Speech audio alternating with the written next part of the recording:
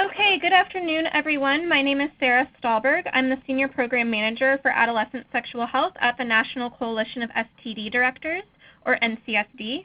Thank you for joining us today to discuss state sexual health plans. For the purpose of today's discussion, we're going to focus on adolescent or youth-focused plans, but I'd also like to acknowledge that there are equally important broader approaches that many of you have used or plan to use. So I'm going to start with a quick acknowledgement that my work is funded through the CDC Division of Adolescent and School Health, but this webinar does not necessarily represent their views. So for logistics, the webinar is being recorded, and that recording will be made available on the NCSD website in about a week or so, and you will receive an email notification when that's available.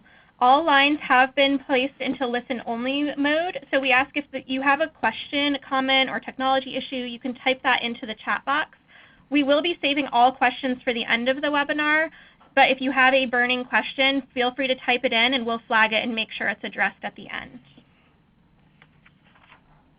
So the objectives for this afternoon are to identify strategies and tools to develop and implement an adolescent sexual health plan, to learn from states who have successfully developed and/or implemented an adolescent sexual health plan, and to determine the appropriateness and relevance of developing a plan for your own jurisdiction.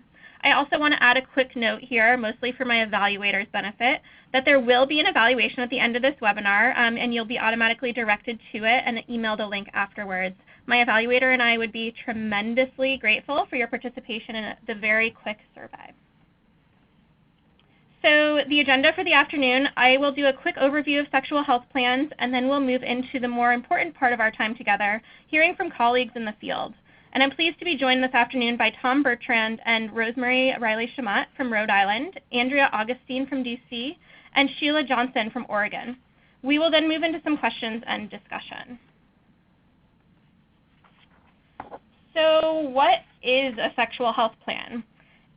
It is a state or city level tool that addresses diverse elements of disease control and prevention, includes multi-sectoral partners from health, education, nonprofit, academia, industry, and community.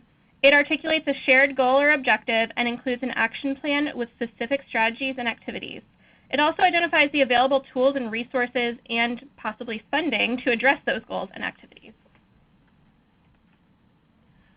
So some possible benefits of having a plan in place include fostering program collaboration and service integration, supporting new partnerships, addressing issues in health equity, creating greater opportunities for shared and coordinated capacity building, and creating systemic change that is effective at promoting overall health and decreasing adverse sexual health outcomes. The general process of creating a sexual health plan: conduct a needs assessment, set measurable goals and objectives, build partnerships and community support, design program and strategy, engage in action planning and implementation, and conduct monitoring and evaluation.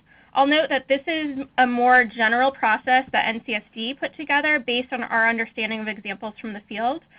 This is not conclusive or even linear all the time, but it provides a general idea of what's involved, and our partners will share more on what actually went into that process. And so finally, I wanted to provide you with a resource from NCSD based on a strategic summit that we organized several years ago. This report, which I will share through the chat box when I'm finished talking, provides an overview of state sexual health plans, including some planning tools, examples, and best practices from the field. If this is something that you're interested in pursuing in your jurisdiction, please consider reviewing this resource alongside the examples that will be shared today. And without further ado, I'd like to introduce my colleagues from the Rhode Island Department of Health and the Department of Education to talk about their recent adolescent sexual health profile. So Rosemary and Tom, you can take it away. Okay, thank you very much, Sarah. Good afternoon, everyone. I'm Rosemary Reilly-Chammat, and I would just like to plug what Sarah said about utilizing the NCSD Advancing Sexual Health through State Sexual Health Plans is the way that we started our process. So we reviewed that document and other adolescent health, sexual health plans from other states to kind of get an idea about what we wanted to do. And it was the very first thing that we did together as a group.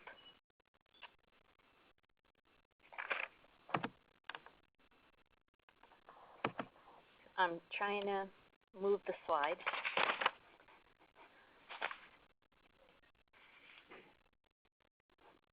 Oh, there we go.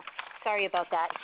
So we feel like it's always important to start with kind of the big picture and put the issue within a context for us and to help people understand, because there's varying views of the ways that people think about adolescent sexual health and what's problematic, what isn't problematic. So for Rhode Island, well, first for the U.S., among industrialized countries in the world, United States ranks number 21 for teen pregnancy rates. And even though Rhode Island ranks below national averages for unplanned teen pregnancy and STDs, among our New England sister states, we are number 2 in adolescent teen pregnancy rates, and we're number 1 in chlamydia rates.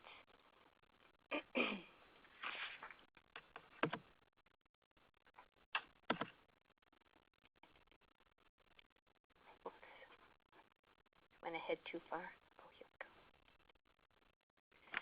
All right, I think I figured it out. I apologize for the clicking errors. So the first thing that we did is we began with the Children's Cabinet to align our work with the Children's Cabinet. Our governor, Gina Raimondo, reinvigorated the Children's Cabinet, which is her executive cabinet, and all of the departments that kind of touch children's health and safety in some way. So certainly both our departments, education and health, are involved, along with DCYF and Health and Human Services, and we aligned it with their physical health and safety objective. Our rationale for developing the state plan is that we wanted to really focus in on the state level, and we really felt like we had to start with ourselves first in terms of what it is that we're doing at the state level to support adolescent sexual health, and then look at ways that we can create synergy and integrate our efforts within our existing funding priorities using evidence-based research, and then of course, plan ahead for what we might be able to do together. And as an example of that, the center at the Centers for Disease Prevention and Control that fund both of our work is the same one, the Center for HIV/AIDS.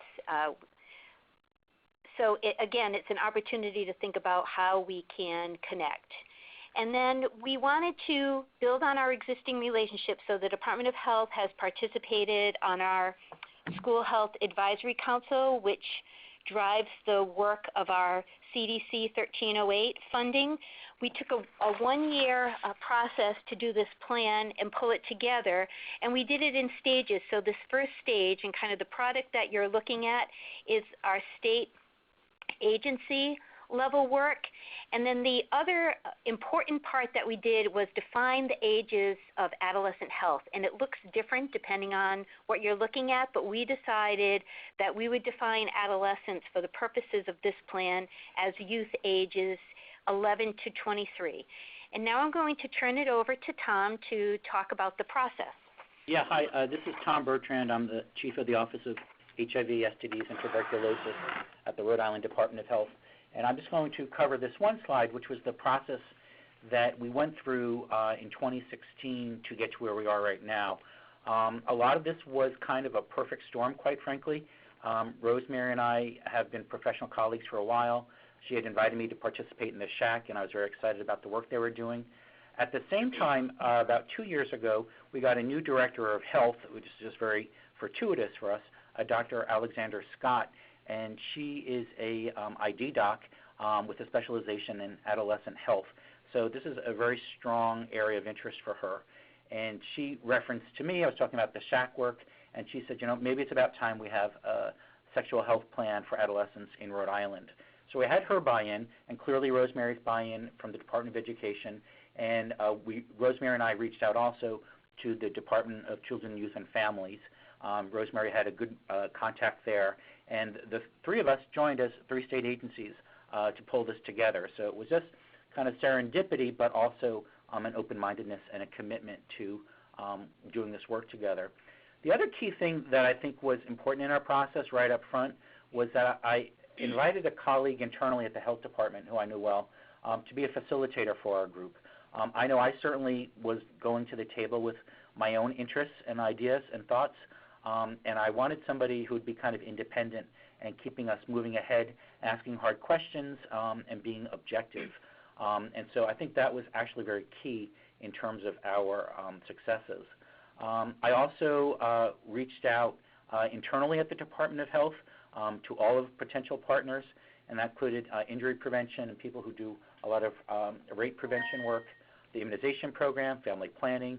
We have a health equity office, school health, STDs and HIV and AIDS.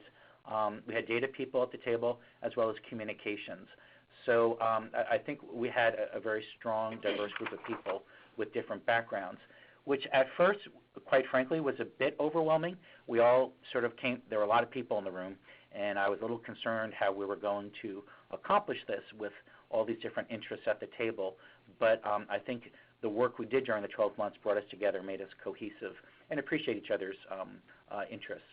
So we met pretty much on a monthly basis for every month in 2016. I think both myself and Rosemary discreetly kept our directors involved with our process and what direction we were going.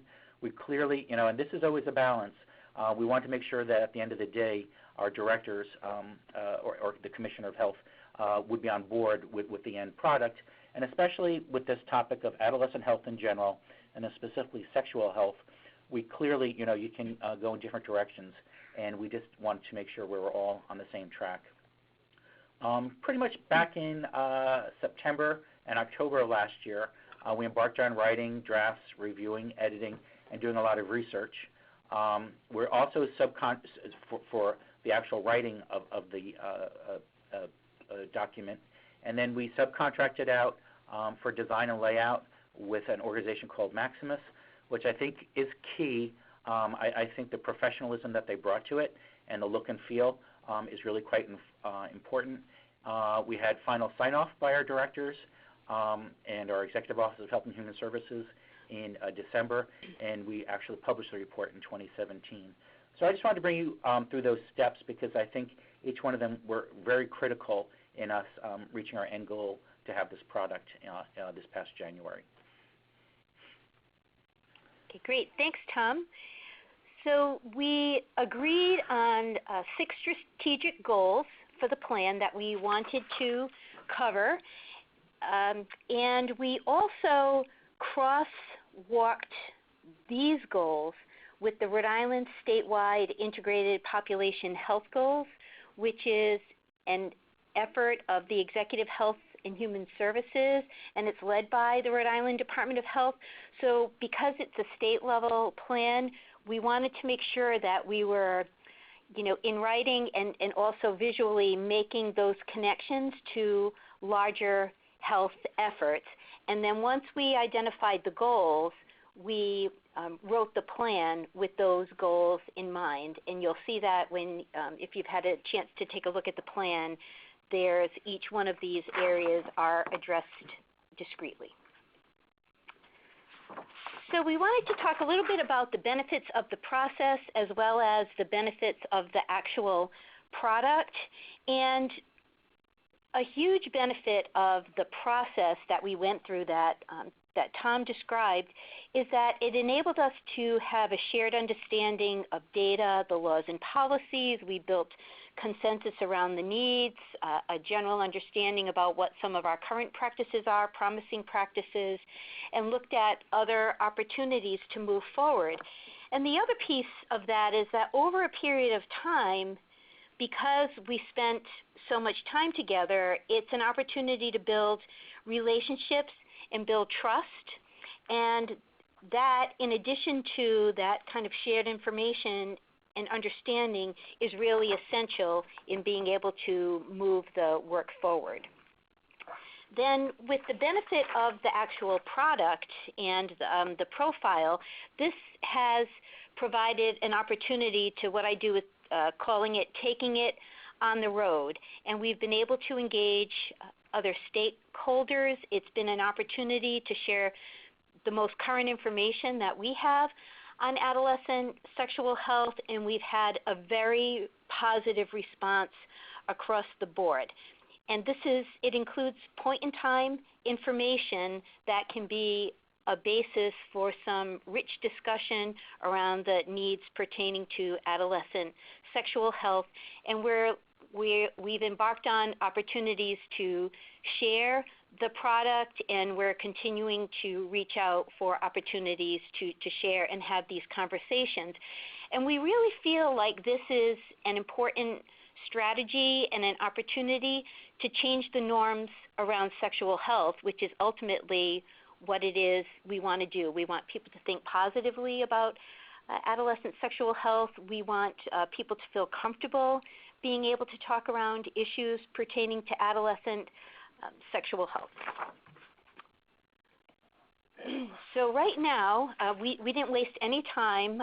The plan was published in January, and we presented it to the Governor's Children's Cabinet. So we kind of went back to where we started. We aligned it with the Children's Cabinet goals, and then we shared it with them. We're reconvening as a group actually next week to talk about how we're going to implement the plan, and our initial recommendation was that we were going to convene an adolescent sexual health policy group, and that will be an opportunity across state partners to look at what are some of the policies and laws that we have that either facilitate adolescent sexual health or create barriers to adolescent sexual health, and again, develop kind of a shared understanding of what that is, and I think more importantly, what we might do to ensure that we have policies and laws that are actually supporting adolescent sexual health. And again, looking for opportunities to have listening sessions and engage people in conversations around adolescent sexual health. So finally, to sum it all up, we identified what we thought were really key factors in the success of the plan so far. So we had leadership buy-in from the top, right from the very beginning. We based our work on state and national evidence-based best practices and resources. We had a facilitator for the planning process. We set boundaries for what the plan is and what it is not. So we made a very conscious and clear and mindful choice to keep this at the state level for now, because we felt like we needed to all be on the same page first. Again, so state level policy framework and representation.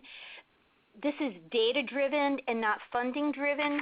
And the reason for that is when you start with, we have X amount of money to look at this problem, it really takes away from the creativity to solve a problem, versus if you look at the data and say, well, what does this mean and what we can do about it, it's an opportunity to engage and for people to contribute. The layout and design, people have found that very engaging, and we're really thinking about this too as an implementation plan, because we wanted to take action on the information that we have in this plan versus a strategic plan.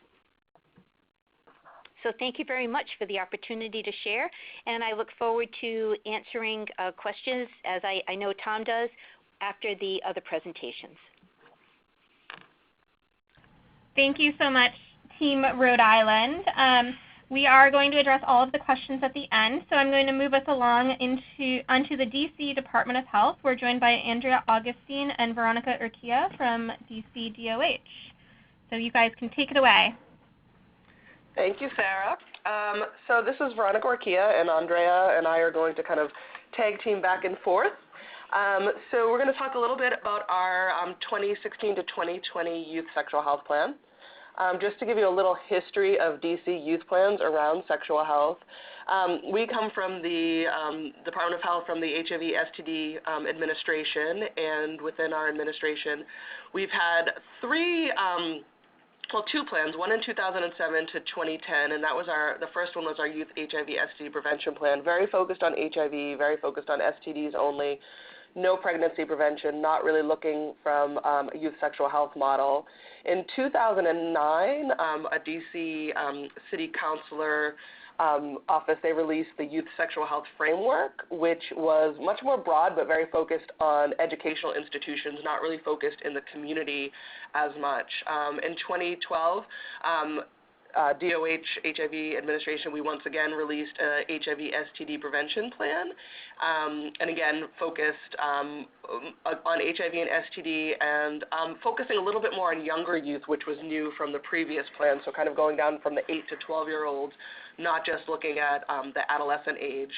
And then I came on board and was tasked with coming up with the new 2016 plan, and really from a lot of feedback from our community members and our work group, decided to switch to a youth sexual health plan, which we thought we got the blessing from our senior deputy director here at the HIV/AIDS administration and from the Department of Health director as well, to go ahead and take a broader approach to it and not just looking at HIV and STDs. So that's a little history. So our process, we were lucky. We already had an established youth prevention work group,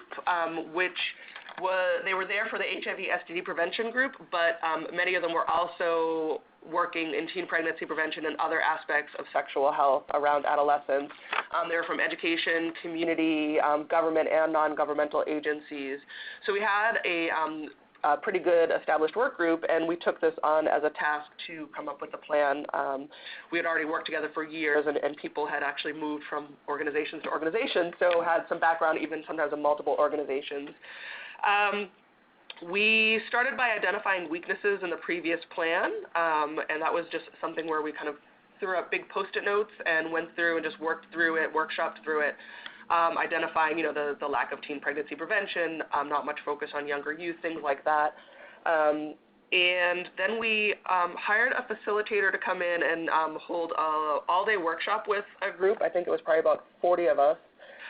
We broke up into smaller groups focused on the populations, priority populations as defined by DOH staff. So we talked about in-school youth, disconnected youth, LGBT youth, and older youth 20 to 24.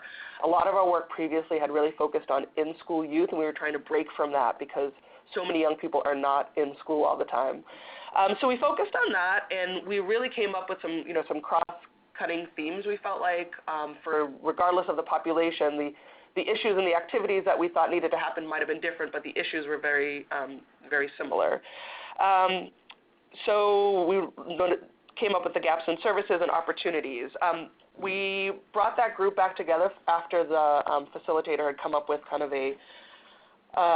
some notes for us to look at and to kind of drill deeper down. And it was I'll be very honest, it was a really tough meeting. We really were frustrated by the facilitator wanting to stay at a very high level for the plan, where we had all felt deeply that we needed to get to the activities and the implementation and really drill down deeper. We had looked at other youth plans that were great, but DC being a state and a city, we felt that we could go deeper, and because we all worked together and it was a small population working on this, we really wanted to have a plan that was a guiding document that could be moved around and changed and was living and breathing. So not a state policy document. And so we fired our facilitator, and we decided to take it on ourselves. We kind of had a group meeting, and after 2 meetings with the facilitator, we decided as a group to fire them and to take this on ourselves. And the group identified members of the community to work with me to go kind of represent all of our different organizations' needs, and sit in a room and come up with a plan based on the information we already had in our conversations, and come back with a draft to present to the group. And that's what we did. And Andrea was actually one of the community members from one of our youth centers who worked on it, as well as we had someone representing young people living with HIV and then from the mental health sector, and then also someone working with the younger youth with 8 to 12-year-olds. So we kind of had a nice broad group of people, but 4 of us, so that it was a manageable group to kind of work through all of the different considerations. And we also went back with that group over and over again to kind of bring back the drafts every time they had more feedback. We worked on the feedback and kept coming back to them for more input till we got it right. And then with the plan, brought it to young people before we set it free and published it to make sure that they had, Andrea did focus groups with a number of young people to see if what we were coming up with really felt authentic and real and what they wanted to see as well. So that's a little bit about our process. So some of the changes, hi everyone, this is Andrea, Augustine. So some of the changes from the last plan, as Veronica mentioned, were that we went broader this time.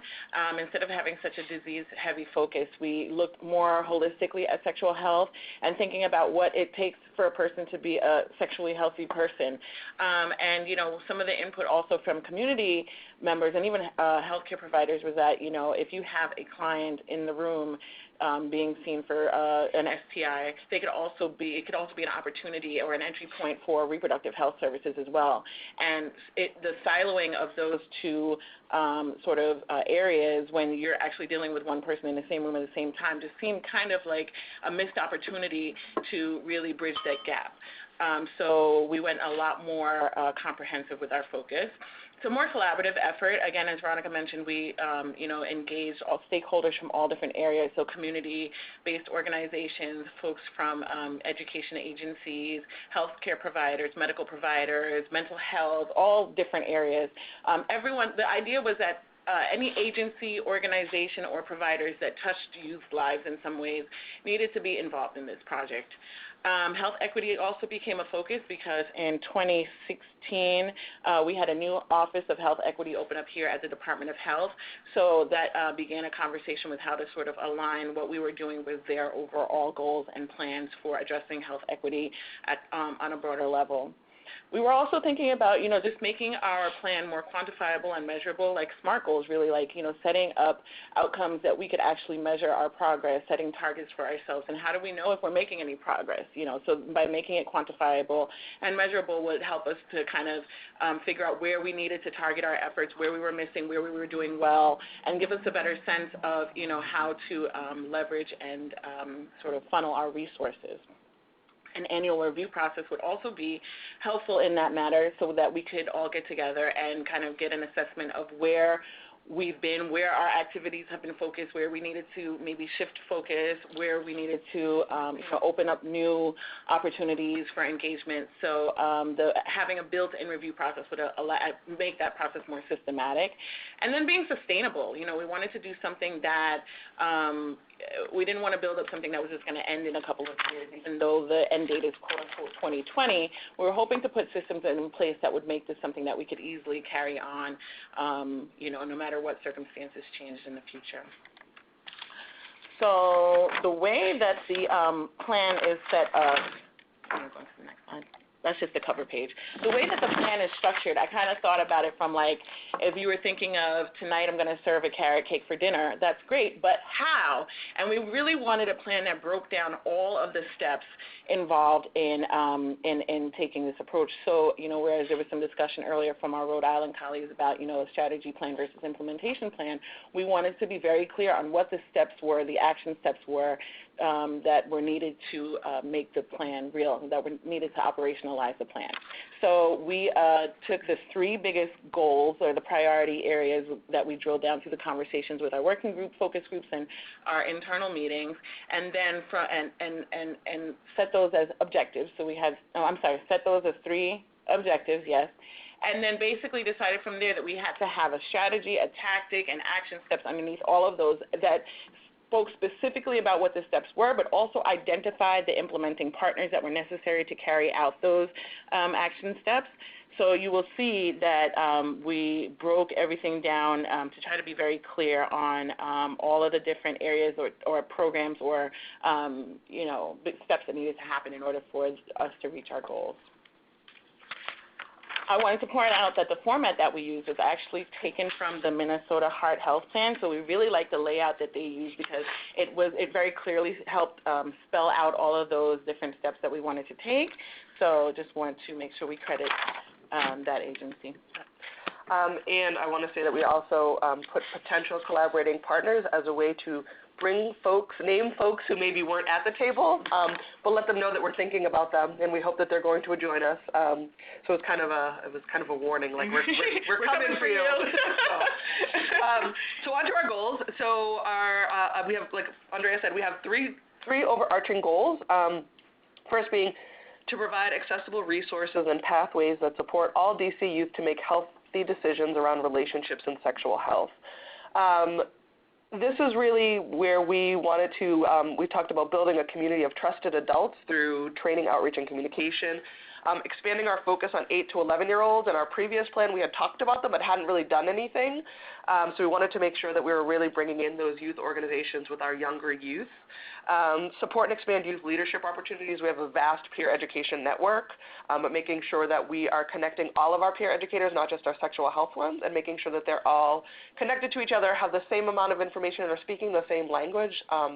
We wanted to really kind of get a common vocabulary around sexual health with young people, and continue to improve sexual health education in and outside of the classroom. We've had so much focus on making sure health education in the classroom is consistent and reliable and meets certain standards, and we weren't seeing that in the community as such, and we wanted to make sure that that was happening. The messages that they're getting in community-based organizations or on the street and campaigns was the same and aligned with what was happening in school. So again, that common vocabulary. So some of our outcomes on Goal 1, we've implemented the Sexual and Reproductive Health Text Messaging System for young people. This is something that they can text in and ask a question, and a certified health educator will respond back to them with a brief answer or resource. We've developed school and community educator training. A lot of these were so one thing about our plan is some of these things were already in place, and they're already included in the plan. So we've always been doing trainings, but really just kind of aligning the trainings that we do and making sure that we're offering consistent trainings, that we're really reaching out. Our peer education program, with this past year, we've increased it to 250, and we started doing a pilot project with out-of-school youth and older peers. We'd always been focusing our peer education. A lot of it had been in school and for that 14 to 18-year-olds, but this time we were looking at the 19 to 24-year-olds and how we could use peer education with those folks out in the community. Some of our upcoming activities is we're looking at launching a Trusted Adult campaign and training. The Sexual and Reproductive Health Street Team, again, this is a group of peer educators out on the street talking to young people and providing resources and kind of linkage to care. Sexual Health Awareness Month events, so again, we're bringing together peer educators. Something they've asked for is how do we know each other, how do we connect with each other? And RAP MC, which is our condom availability program, it's our certification program for condoms in schools and in the community. Refreshing that, it's an old program, an oldie but a goodie, but refreshing that and kind of relaunching that is something that we're looking at doing. Our second goal number 2 is, I think this is one that everyone will have, reduce unintended outcomes of unprotected sex, STIs, HIV infections, and unplanned pregnancies. This is promoting health services for young people, so this is kind of the traditional, like, federally qualified health centers and school-based health centers, and a connection to your doctor, but also our STI screening in our schools. We do once a year STI screening is in schools, and also our community-based low-barrier STI screening and HIV and pregnancy testing programs. Andrea talked about linking the sexual health services. There is no reason a young person should be going for a pregnancy test and isn't offered STI screening and HIV screening or treatment as well, if that's something that they need. So how do we bring those things together, break down the silos? If people are if they're already experts in sexual health, but they need a little bit more either funding or technical assistance or training or resources, how do we make sure that we bring that to them so a 16-year-old only has to see one provider for all their needs that day? So again, that's creating the entry points and making sure that we're youth-friendly in the places that we're partnering with, making sure that they're youth-friendly and they know how to meet the needs of youth. A lot of them may know how to handle sexual health, but sexual health of a 14-year-old can be very different, and the things that they're coming with could look very differently than just, I would like birth control today. And then increasing knowledge, so provider, youth agencies really across the board, parents as well.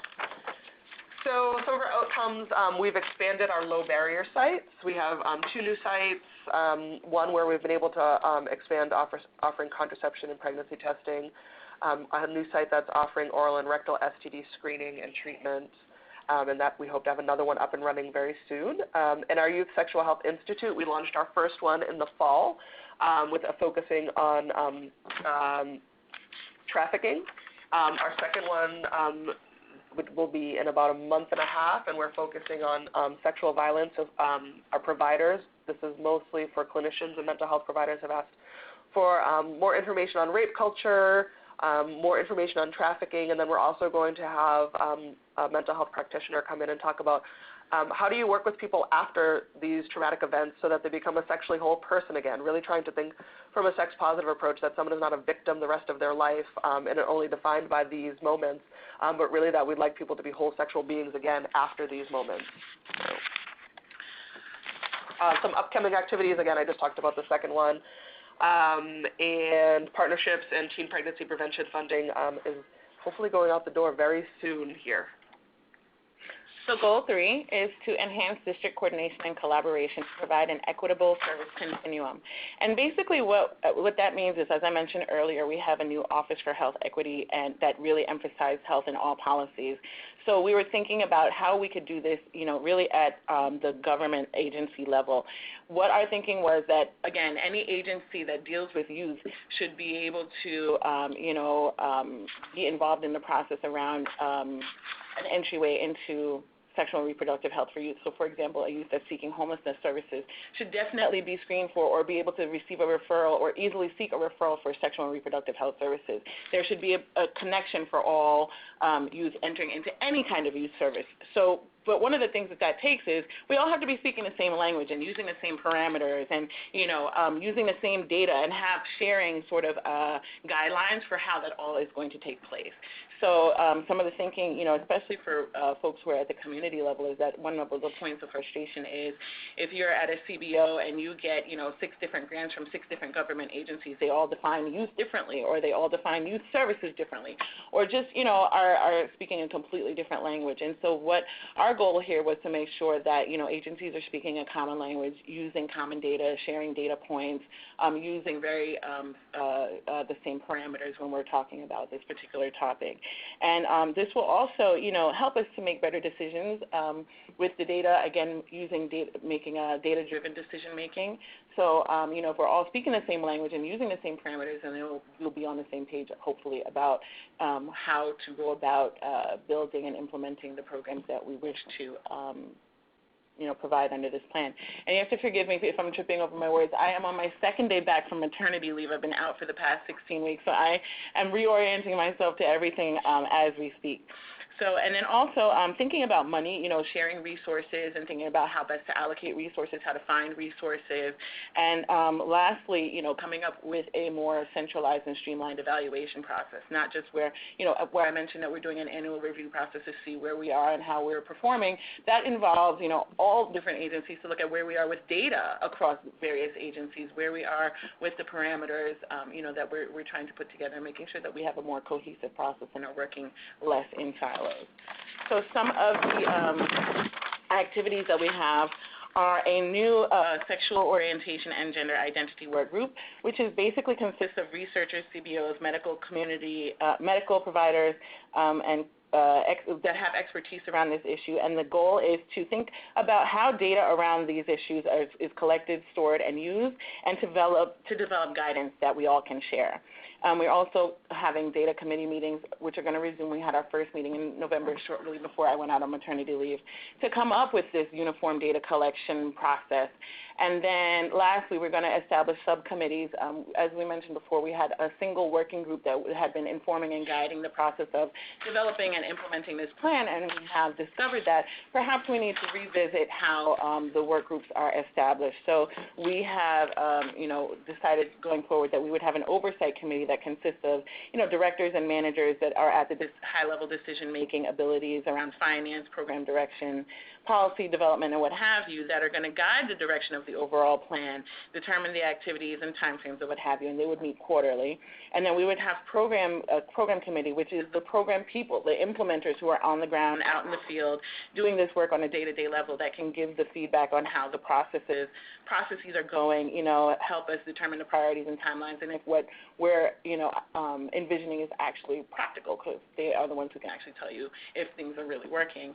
They would meet monthly. And then last but not least, ensuring that this plan is meeting the needs of youth, we would have a youth committee, youth ages 13 to 24, some of our peer educators, college students, what have you, to provide feedback as well. Are services user-friendly? Are youth-friendly? Are they meeting the needs of youth? Are they speaking the same language? Are they getting to where youth are? Or, is there things that we should be doing differently? And so that is how we're going to set up the new work group. So the last is of our, this is all great, but we do have barriers, of course. So staffing, there's no dedicated staff to move the plan activities forward. Basically, I was the one-man show for a while, and Andrea happened to be working from one of our CBOs on this with me, and then she got hired here at DOH. She is not the youth plan coordinator. She's actually our condom coordinator, but works on this because this is something she was working on before, and she's come onto our team. We do have a youth and young adults team, so we do kind of parcel it out among our team to work on it, but it is difficult with all the other things that we're doing, but we're all dedicated to it. A fragmented implementation structure, so we have numerous things that are happening across different agencies, different funding structures are driving some of the activities and work.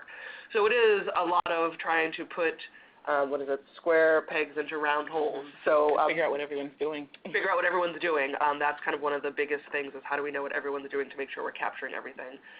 The lack of conformity and performance measures across the funding streams. Again, how is the youth defined?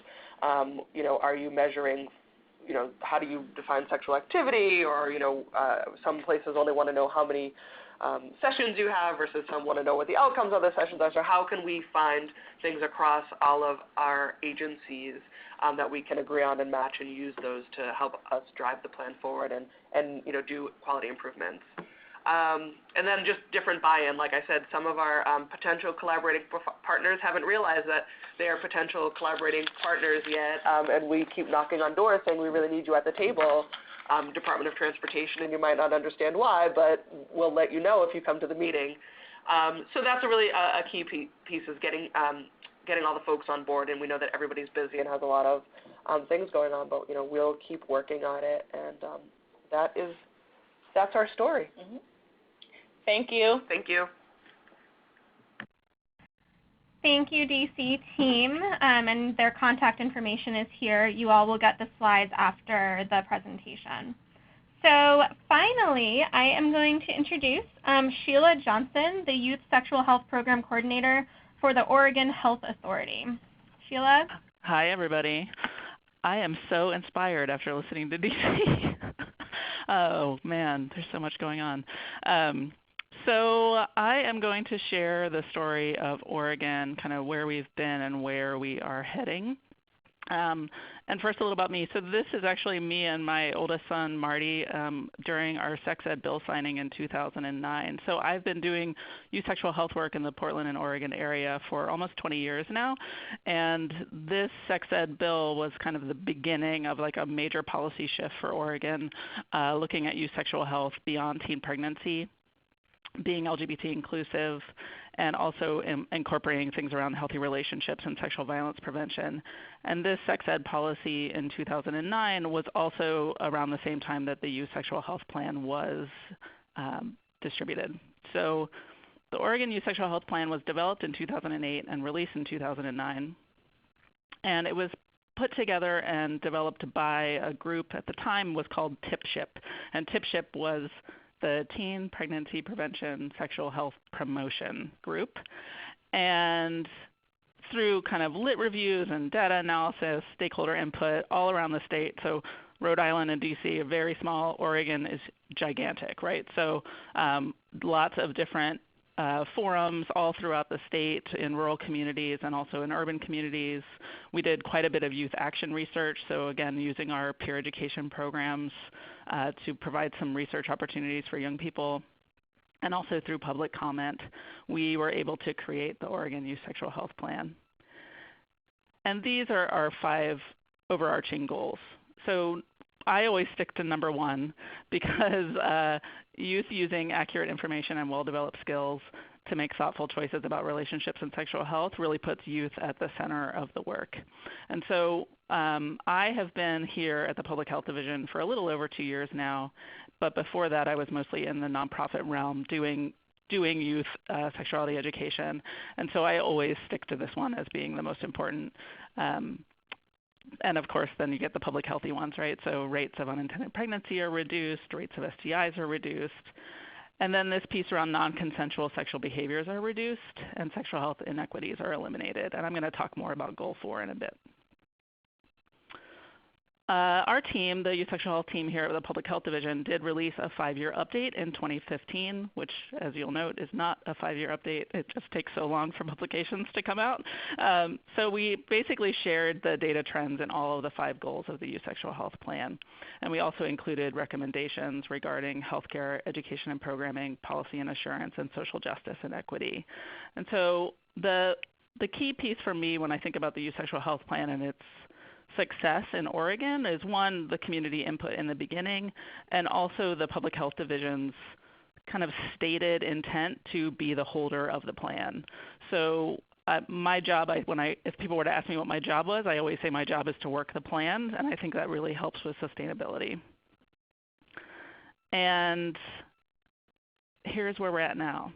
So because of working in a giant bureaucracy and how difficult it is to kind of come up with publications and get them out in a timely manner and still be relevant, we're really having to start discussions about the 10th year, because the 10th year is 2019, we're in 2017, should we start writing it now?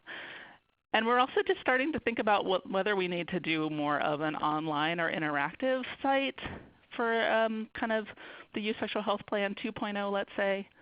And where this is heading is our injury and violence prevention program here in the Public Health Division, with their core grant, has been asked to really look at domestic and sexual violence prevention.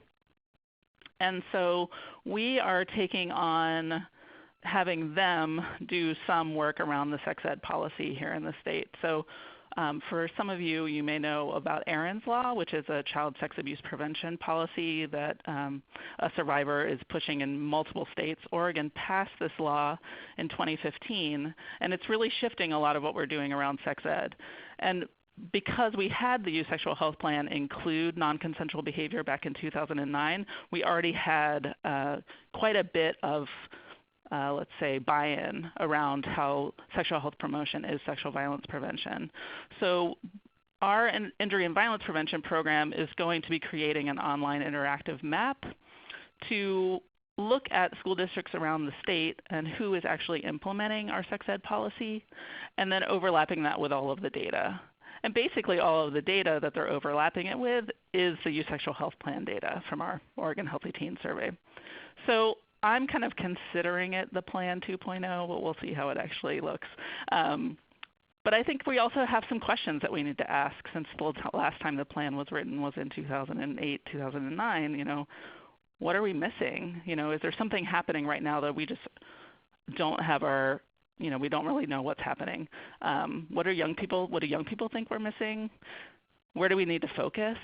And what do communities need? These are kind of big questions that are, because again, Oregon is huge. So does the needs of Eastern Oregon look different than the needs of the Portland metro area, for example? And so that is my short and sweet overview of what's happening in Oregon currently with the Youth Sexual Health Plan. Thank you so much, Sheila. We appreciate it. And that brings us to questions and discussion. There were a few that came in throughout the presentations, but if you have questions, comments, thoughts that you'd like the presenters to respond to, you can type them in and I will start creating a queue. And while you are doing that, I can read through some of the questions we have here. The first is from Tom Aloisi in Vermont for Rhode Island. He wants to know if there are specific strategic goals in the document, then why did Rhode Island call this a profile and not a plan? So, well, I can start, and then Tom, you can add in. So that's a really great question, Tom. And so there aren't specific goals. So we didn't say by 2020 we want to reduce the teen birth rate to, whatever. And there was a person who was connected to the Children's Cabinet because we were calling it a plan initially, and pointed that out and said that, really it should be a profile. So rather than, debate it, we kind of kept our eyes on the big prize, which is we want to have a document that is going to engage people in the conversation, present information that they may not know, and use it as a basis of discussion. And so far, with the conversations that we've had, that it's done that. So it's serving the purpose, even though it's called a profile. Tom, Bertrand, did you have something to add? I think Tom may be on mute. Oh, okay. Oh, I'm sorry. I was on mute. Could you repeat that, please? I just didn't know if you had anything you wanted to add to what I said. Oh, no, I'm all set. Okay. All right. Thank you, Rosemary. The next question is, I guess this could be to all of you, but is the Department of Education sitting at the table? Obviously, for Rhode Island, you are. And do you have school-based health centers involved, and what about Job Corps? This is Veronica from DC. So we have both our Office of the State Superintendent of Education and DC Public Schools, and our charter school board are at the table. And school-based health centers are involved. Yes and no. We have some school-based health centers. We have different operators, so that are more involved than others, and we're working to bring the other ones in. We just had a big changeover. And then the Department of Health actually has the contract, the grants that go out to the school-based health centers. So we have that, our Community Health Administration at the table. And we do not have Job Corps, and we said they need to be on our list, so we will be adding them. And we do actually work with them for our school-based screening program. So thanks for that question, Jaime. Thank you, Veronica. And I can say, as a former employee of DC Public Schools, we played very nicely with Veronica's team. Does anybody else have a response to that question, ways that you've engaged education agency, school-based health centers? Sure, this is Sheila. So Oregon is lucky in that, so my position is generally funded, and also the Department of Education has a generally funded position specific to sex education in the schools. So he and I work really closely together. Also, when we look at Department of Human Services, they also have committed sexual health folks. So the state agencies do also work really well together. We actually have a MOU between each other, which came from kind of some history around abstinence-only dollars and how they were being used in the schools, which was against our sex ed policy. So the MOU kind of supports us all in working together. And when I was talking about TIPSHIP is now called OISHIP, which is the Oregon Youth Sexual Health Partnership, and that is made up of state agencies and also nonprofits and private partners. So that allows us to have that time together monthly to kind of talk about what are we all doing, how do we support each other, and what does that look like. Great. Thank you, Sheila. The next question is from Suzanne in North Carolina, who wants to know, how did each group engage folks in the plan development that might not be traditional supporters of sex education or health services, or did you encounter any negative communication regarding the plan? I guess we can go in order and start with Rhode Island. So, so far we haven't encountered any negative communication concerning the plan. One of the ideas kind of moving forward, so yesterday we had a school health advisory council meeting, and the districts that are participating in our CDC 1308 funded work are around the table. And because we're coming into our last year of the grant beginning in August, to to not only think in terms of what state level work we need to think about sustaining, but also in the districts. So to be able to use, this profile and thinking through at the local district level about how we might use that as an opportunity coming into the next school year to present to, school committees and other people in the district about the work that they've been engaging on and beginning to really concretize those sustainability efforts in the local communities that we've been working in. Thanks, Rosemary. Do others have a response to that question? This is Veronica again. We didn't have much resistance but we did have our teen pregnancy prevention, our campaign for against teen pregnancy prevention. They actually had something we had to grapple with, asking us why we didn't say teen pregnancy versus unplanned pregnancy. So that was something we had to talk through because from their perspective, sometimes teens are planning pregnancy. So that was something that we did have to discuss, and it was a little tricky, but we stuck to unplanned pregnancy, to be supportive of teens who do plan pregnancy. Right, and so that they don't feel that they're not part of this plan, and we're not here to support them because they do choose to become pregnant and have a child. Sarah, I want to make one observation of potential criticism that we avoided to sort of serendipity.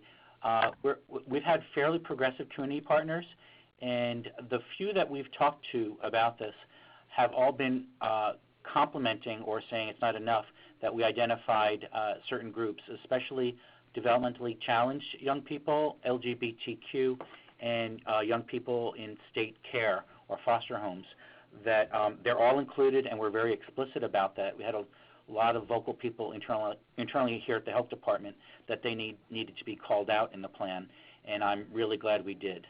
So I just want to put that out there to those who are listening to make sure you're responsive to that. That's great. Thank you, Tom. Sheila, have you had any naysayers involved in your development, or how did you handle that? Thank you. Naysayers. So during the development of the plan, my recollection, I was working in a nonprofit at the time, so I was more not in the development of the plan as much as providing some focus groups and support from a youth perspective. And my recollection is that there was zero negative public comment or we did not have a lot of pushback when we were doing community forums. Currently, Oregon is getting quite a bit of pushback from a pretty vocal group around parents' rights. So we are not without our naysayers. But I would say actually the tension that we have right now is around really when we're bringing together the sexual violence prevention field and the sexual health promotion field, that we're doing similar work, but we don't use the same language, right? So folks who have been doing child abuse prevention or sexual abuse prevention in elementary schools who never use the word penis or vagina, for example, right? So they're doing sex ed because they're talking about relationships and attachment and bodies, but they're not, it's not done in the same way that a sexual health or a teen pregnancy prevention person would do it. So that is really where we're focusing as far as kind of not traditional supporters of sex ed. They see themselves in a really different way than we do. And we're just we just had a summit where we all came together and just started having these conversations. So really, what does it look like to be promoting sexual health in order to prevent violence? And those are really exciting conversations to be having. One of the things that I picked up as you all have been talking is some of the language that you've each used in your plans is really intentional in what it's covering or not covering. Can you say a little bit more about how you reached some of those decisions? I understand some of it may be from community input, if it's been from politicians or your own agency's guiding principles or values.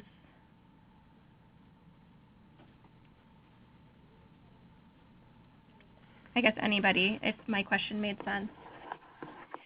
Sure. So I think, well, to kind of build on what Tom had said, we wanted to make sure in Rhode Island that we were kind of covering, when we talk about building equity and addressing disparities, to make sure that we, identified and called out different populations, because we wanted to make sure that this document was engaging, so that it would be speaking to all of those needs. And I wanted to share from the education perspective and our commissioner, kind of as a way to illustrate. So we wanted this to be an opportunity to for people to become more comfortable talking about sexual health, to have an engaging document that people could look at and maybe learn about some of the issues, or kind of build common knowledge.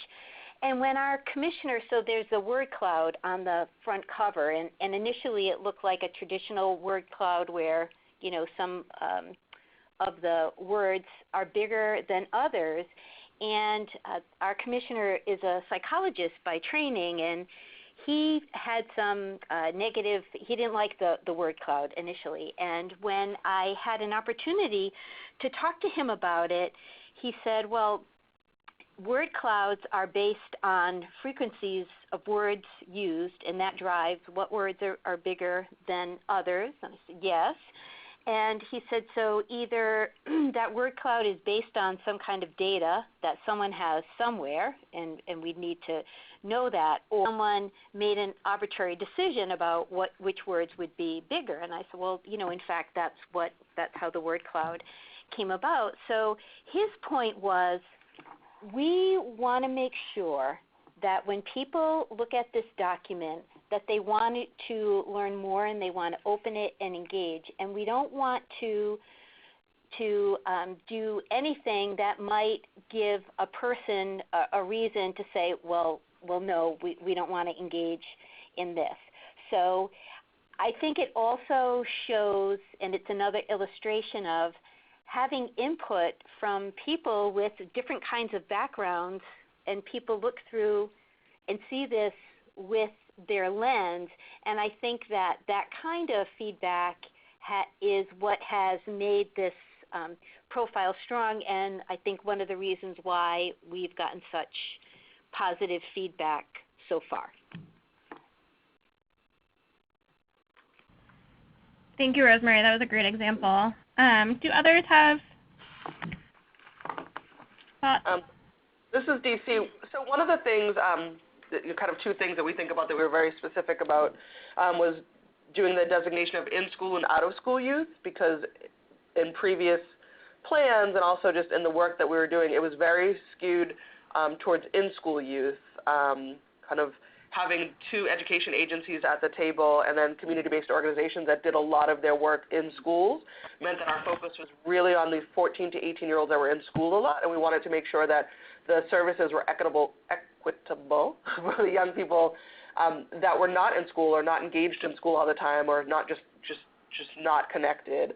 The other thing that Andrea and I talked about was that we didn't, and we got a lot of pushback and had to really talk about this, is why we didn't talk about specifically LGBT youth or system-involved youth or Latina youth or homeless youth, and we just kept using the term all youth, and we just kept saying we really mean all youth, and in that, when we start talking about activities, we may become more specific about certain youth based on either organizations they work in, they go to, or things like that, or specific needs that they have, but that we really wanted to not name names and then not leave anyone out or leave it to folks felt like they were being left out. So we just kept kind of going back to all youth, and we came to an agreement on that as a group, that we felt comfortable with that, but that was definitely something else we had to talk through.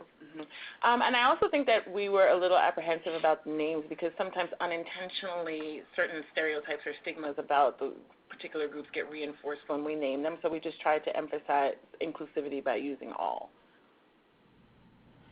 Great, thank you. And we have another question that's kind of similar to what we're discussing from Shelagh in Wyoming, Department of Health.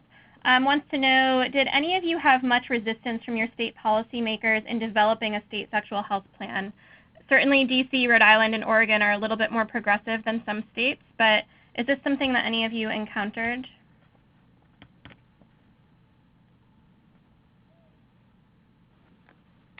We Not did in not. DC. Okay. Sheila, did you encounter any of this?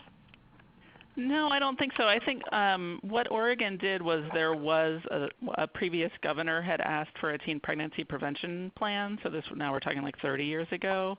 And so when Oregon really made the shift to move just beyond teen pregnancy, this was a way for us to do that. So yeah, not a lot of pushback. Okay, thank you. If there are any other questions, you can type them in. I am going to move to the next slide here.